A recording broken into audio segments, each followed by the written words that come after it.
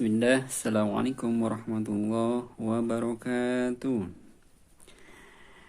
Gimana kabarnya anak-anak semuanya? Mudah-mudahan kalian semua dalam keadaan sehat, senantiasa Allah bimbing, senantiasa Allah berikan hidayah kapanpun dan dimanapun kita berada. Amin ya rabbal alamin. Alhamdulillahirabbil alamin wa bihi nasta'inu ala umuri waddin wa ala alihi wa ashabihi ajma'in. Pertama-tama mari kita panjatkan puji dan syukur kepada Allah Subhanahu wa taala. Alhamdulillah kita semua oleh Allah Subhanahu wa taala diberikan kenikmatan berupa kenikmatan nikmat iman dan Islam, sehingga pada kesempatan yang berbahagia ini kita semua bisa menjalankan puasa Ramadan ini. Mudah-mudahan Allah Subhanahu wa taala mencatat amal ibadah kita sebagai amal soleh. Amin ya rabbal alamin. Baik anak-anakku semuanya, dalam kesempatan yang berbahagia ini Pak Asep sedikit ingin menyampaikan terkait dengan tidurnya orang yang berpuasa, benarkah mendapatkan pahala di sisi Allah Subhanahu wa taala. Seperti kita maklumi bahwa kita selaku manusia tentunya tidur merupakan satu kebiasaan yang sering dilakukan oleh manusia pada umumnya. Terlebih tidur ini adalah satu istirahat buat kita semuanya. Yang jadi pertanyaan adalah anak-anak semuanya, kalau kita tidur sepanjang hari di bulan Ramadan, bisakah mendapat pahala insya Allah Subhanahu wa taala?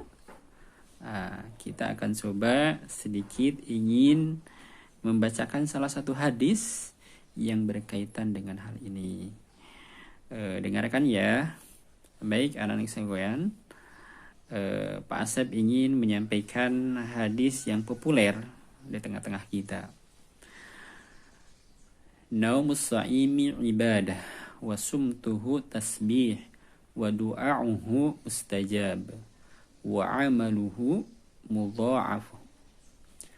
Yang artinya, tidurnya orang yang berpuasa adalah ibadah, diamnya adalah tasbih, doanya adalah doa yang mustajab, pahala amalannya pun akan dilipat gandakan. Hadis ini sangat populer di tengah-tengah masyarakat, sehingga ada berkeyakinan, ketika puasa lebih baik kita tidur sepanjang hari. Kenapa? Karena Allah akan memberikan pahala. Sehingga banyak di antara kaum muslimin yang memanfaatkan momen puasa justru diisi dengan tidur dan tidur. Karena beranggapan bahwa tidurnya mendapatkan pahala. Nah, baik, kita akan melihat dari tinjauan para ulama ahli hadis tentang derajat hadis ini, atau tentang bagaimana hadis ini menurut para ulama. Pak Asep akan menukil penilaian dari ahli hadis yang bernama Al-Baihaqi dalam kitabnya Syu'aibil Iman. Beliau berkata, perawi hadis adalah Abdullah bin Aufi. Dalam hadis ini terdapat Ma'ruf bin Hasan, dan dia adalah perawi yang dhaif. Dan ada perawi Sulaiman bin Amr yang lebih dhaif dari Ma'ruf bin Hasan. Begitu juga dalam kitabnya Al-Iraqi dalam Tahrizul Ihya. Begitu juga dinukil juga oleh Syekh Hasan Al-Albani dalam silsilah hadis dhaif. Jadi menurut para ulama bahwa hadis ini adalah hadisnya derajatnya lemah atau dhaif. Nah, buat kita semua, anak-anak semuanya, agar kita tetap bisa melakukan tidur di siang hari, tapi akan bernilai ibadah di sisi Allah Subhanahu wa taala.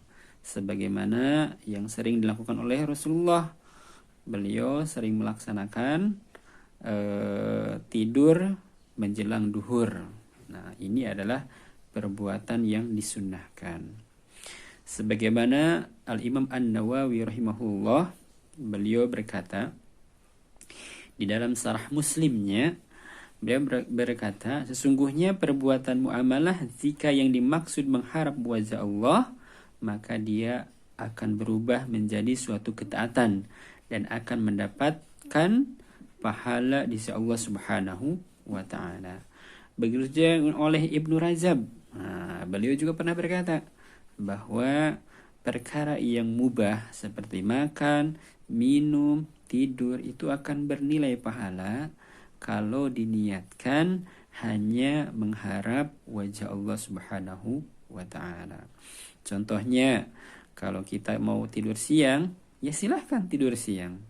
Tapi jangan selamanya Tapi jangan kelamaan tidurnya. Maksudnya jangan habis subuh tidur. Setelah subuh sampai duhur tidur.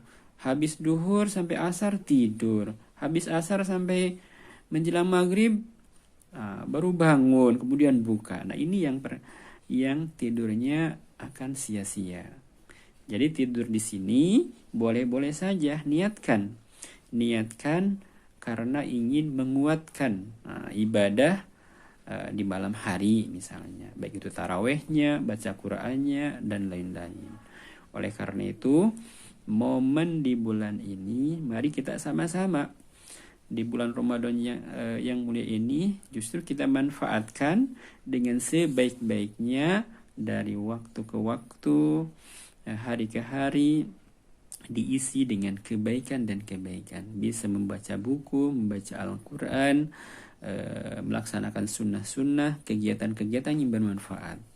Oleh karena itu, momen yang sangat indah ini, yang sangat mulia ini, kita manfaatkan dengan sebaik-baiknya agar kita ini menjadi orang-orang yang bertakwa di sisi Allah Subhanahu wa taala.